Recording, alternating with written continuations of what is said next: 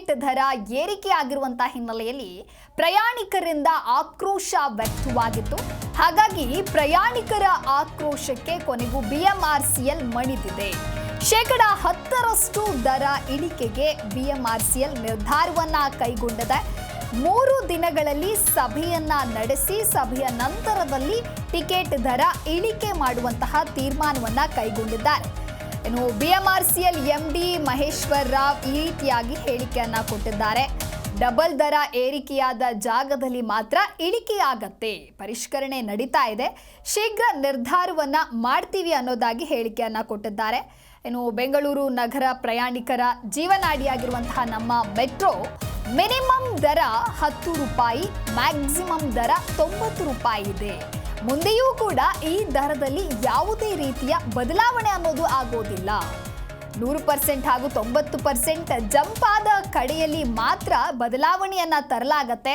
ಇನ್ನು ದರ ಏರಿಕೆ ಬದಲಾವಣೆಯನ್ನ ಮಾಡಿದ್ರೆ 45% ಜನರಿಗೆ ರಿಲೀಫ್ ಸಿಗತ್ತೆ. 60 ರೂಪಾಯಿಗೆ ಜಂಪ್ ಆಗಿದ್ರೆ ಅದು 50 ರೂಪಾಯಿಯಾಗಿ ಆಗತ್ತೆ.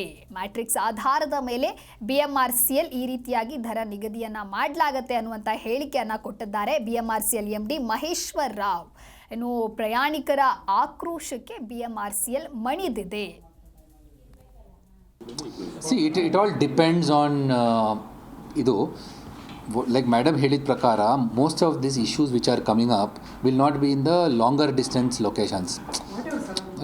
So like ಏನು ಹೇಳಿದ ಪ್ರಕಾರ if you are getting 24 rupees was earlier going to 50 rupees ಅಂತ ಹೇಳಿದರೆ it will now get adjusted to 40 rupees because it will come down by one stage because 100% jump is something which we have seen is not the correct thing which has happened, and we are trying to respond to this only. In fact, board has debated a detail on this, and most probably it will come down by that one stage. See, it all depends on ಇದು like madam ಹೇಳಿದ ಪ್ರಕಾರ most of these issues which are coming up will not be in the longer distance locations. So like ಏನು ಹೇಳಿದ ಪ್ರಕಾರ if you are getting 24 rupees was earlier going to 50 rupees ಅಂತ ಹೇಳಿದರೆ it will now get adjusted to 40 rupees because it will come down by one stage because 100% jump is something which we have seen is not the correct thing which has happened, and we are trying to respond to this only. In fact, board has debated a detail on this, and most probably it will come down by that one stage. See, it all depends on ಇದು like madam ಹೇಳಿದ ಪ್ರಕಾರ most of these issues which are coming up will not be in the longer distance locations. So like ಏನು ಹೇಳಿದ ಪ್ರಕಾರ if you are getting 24 rupees was earlier going. G Kannada news ಈಗ ನಿಮ್ಮ ಮನೆಯಲ್ಲೇ ನೋಡಿ, ಎಲ್ಲ ಕೇಬಲ್ಗಳಲ್ಲಿ ಈಗ ಲಭ್ಯ.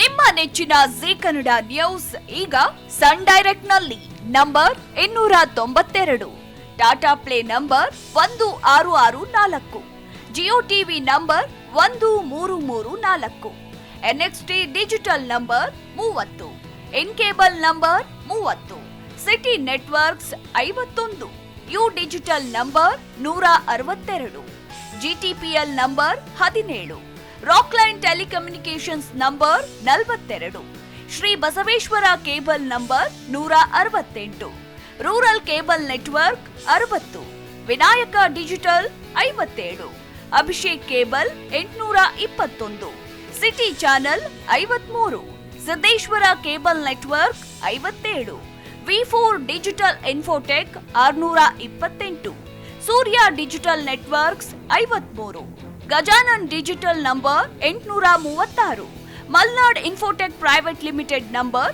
56, Metrocast number 830, victory digital number 167ರಲ್ಲಿ ನೋಡಿ ಆನಂದಿಸಿ.